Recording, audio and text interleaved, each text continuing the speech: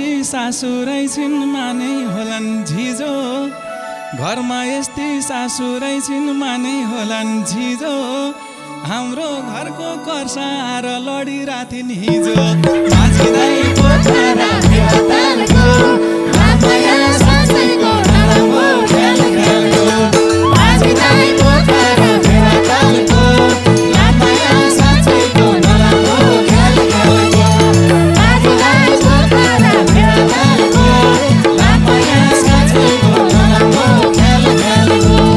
रामया साँच्चैको नराम्रो खेल खेल्यो हे स्वर्न पाए जस्तो पनि गरिरहन्छे कहिले